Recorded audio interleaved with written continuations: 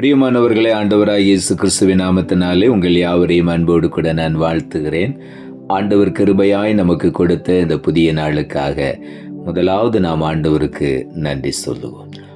ஆபத்து நேரம் கூப்பிடும் எனக்கு என்றும் பதிலுண்டு, என்னோடு இருந்து விடுதலை கொடுத்து என்னை உயர்த்துவார். அல்லேலூயா ஆனந்தமே, அல்லேலூயா ஆனந்தமே, அல்லேலூயா ஆனந்தமே, அல்லேலூயா ஆனந்தமே.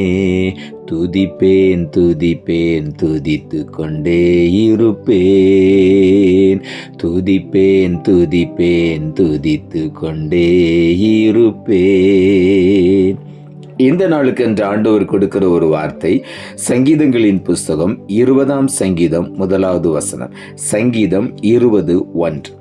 ஆபத்து நாளிலே கர்த்தர் உமது ஜெபத்தை கேட்பாராக. யாக்கோபின் தேவனுடைய நாமம் உமக்கு உயர்ந்த அடைக்கலமாவதாக. நம்முடைய வாழ்க்கையில வரக்கூடிய ஆபத்து நிறைந்த சூழ்நிலைகளிலே ஆண்டவர் நாம் ஏறெடுக்கிற ஒவ்வொரு ஜெபத்தையும் கவனமாய் கேட்டு நமக்கு உதவி செய்கிற தேவனாயிருக்கிறார்.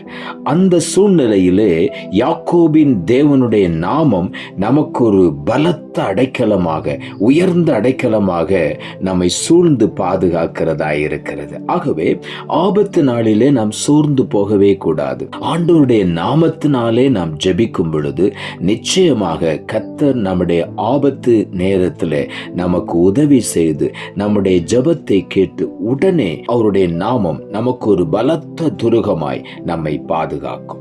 சங்கீதங்களின் புஸ்தகம் 39ஆம் சங்கீதம் 12வது வசனம் இப்படியாய் சொல்லுகிறது. கர்த்தாவே, என் ஜெபத்தை கேட்டு என் கூப்பிடுதலுக்கு செவிகொடும், என் கண்ணீருக்கு மௌனமாயிராதையும்.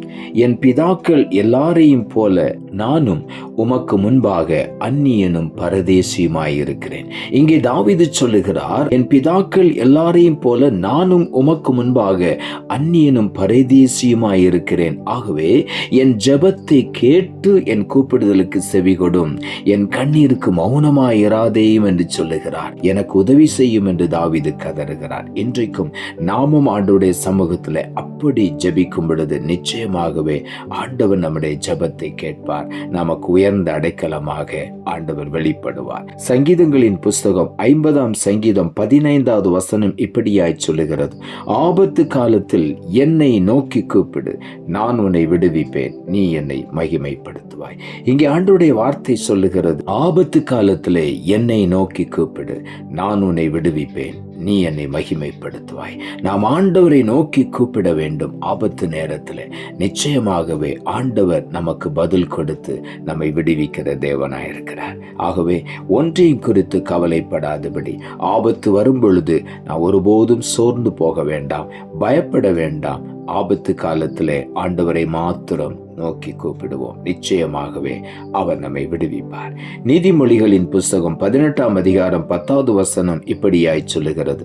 கர்த்தரின் நாமம் பலத்த துருகம், நீதிமான் அதற்குள் ஓடி சுகமாயிருப்பான். ஆண்டவருடைய நாமத்தை சொல்லி நாம் கூப்பிடும் பொழுதெல்லாம் அவர் நமக்கு சமீபமாய் வருகிறார். அவருடைய நாமம் நம்மை சுற்றிலும் ஒரு பெரிய கோட்டையாய் எழும்பி நிற்கிறது. பலத்த துருகம் என்று எழுதப்பட்டிருக்கிறது.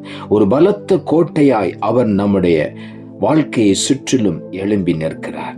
அவருடைய நாமமே நமக்கு ஒரு பலத்த துருகம். நீதிமான் அதற்குள் ஓடி சுகமாயிருப்பான்.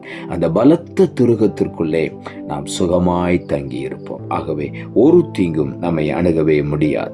சங்கீதங்களின் புஸ்தகம் 28ஆம் சங்கீதம் 8வது வசனம் இப்படியாய் சொல்லுகிறது. கர்த்தர் அவர்களுடைய பலன், அவரே தாம் அபிஷேகம் பண்ணினவனுக்கு அரணான அடைக்கலமானவர்.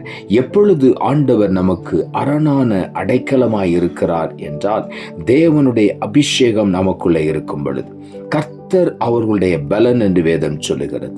ஆகவே தான் பரிசுத்த ஆவியானவர் நமக்குள்ள வரும் பொழுது நாம் பலன் அடைகிறோம்.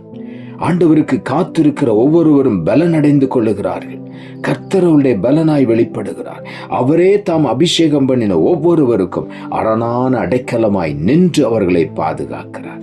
ஆபத்து நேரத்தில் ஆண்டவர் நமக்கு அருகிலே நின்று நமக்கு பாதுகாப்பை தருகிறார். யாக்கோபின் தேவனுடைய நாமம் உயர்ந்த அடைக்கலமாய் நம்மை சூழ்ந்து பாதுகாத்துக் கொள்ளும். ஆகவே உள்ளத்தின் ஆழத்திலிருந்து ஆண்டவருக்கு நாம் நன்றி சொல்லுவோம். நாம் ஜெபிப்போம்.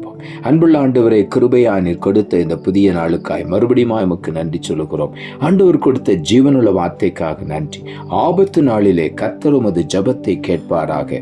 யாக்கோபின் தேவனுடைய நாமம் உமக்கு உயர்ந்த அடைக்கலம் ஆவதாக இந்த வார்த்தையை கொடுத்தேன். வசனத்தை கேட்டுக்கொண்டிருக்கிற ஒவ்வொருடைய வாழ்க்கையிலும் எந்த ஆபத்தை குறித்து பயந்து போயிருக்கிறார்களோ இன்றைக்கு அந்த ஆபத்து அவர்களை விட்டு விலகி போகட்டும். ஆண்டவரை நோக்கி அவர்கள் ஜெபிக்கும் பொழுதே யாக்கோபின் தேவனுடைய நாமம் அவர்களை சுற்றிலும் ஒரு பெரிய அடைக்கலமாய், கோட்டையாய், அரணாய் எழும்பி அவர்களை பாதுகாப்பதாக என்று சொல்லி நான் ஜெபிக்கிறேன். கர்த்தருடைய நாமம் பலத்த துருகம், நீதிமான் அதற்குள் ஓடி சுகமாய் இருப்பான் என்ற வார்த்தையின்படி ஒவ்வொருவரையும் நீர் சுகமாய் தங்க பண்ணுவீராக என்று சொல்லி நாங்கள் ஜெபிக்கிறோம். ஒவ்வொருவருக்கு நீர் பலனாய் இருந்து அபிஷேகம் பண்ணப்பட்ட ஒவ்வொருவரையும் சுற்றிலும் அரணான கோட்டையாய் இருந்து பாதுகாத்து வழி நடத்துவீராக. எல்லா ஆசீர்வாதங்களையும் அவர்கள் சுதந்திரித்துக் கொள்ள நீர் உதவி செய்தீர். அப்படி செய்ய போகிறபடினாலும் உமக்கு நன்றி தாழ்த்துகிறோம். இரட்சகர் இயேசுவின் நாமத்தில் ஜெபிக்கிறோம் நல்ல பிதாவே, ஆமென்.